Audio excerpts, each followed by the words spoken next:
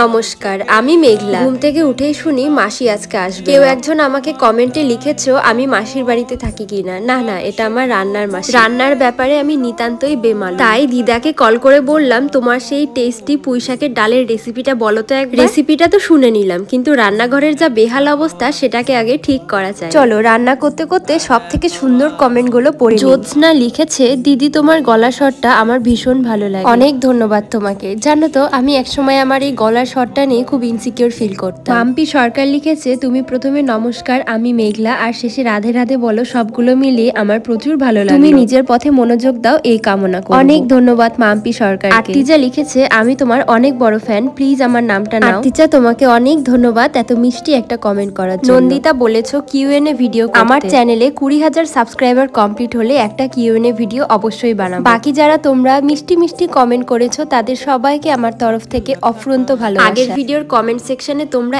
এত জোর নাম নিতে বলেছো, যেটা হয়তো এই 1 মিনিটের ভিডিওতে পসিবল। তাই ভেবেছি লং ভিডিওতে তোমাদের সবার নাম নেব। সকালে স্প্রাউটস আর শশার স্যালাডটা খেয়ে দুপুরে খেয়েছিলাম ডিম ভাজি আর এই পুঁই শাকের ডাল। ভাগ্যিস আজকে কলেজ একটা সময় ছিল, তাই ভালো করে রান্না করে খেয়ে যেতে পারছি। আজকের ভিডিও এখানেই শেষ। রাধে রাধে।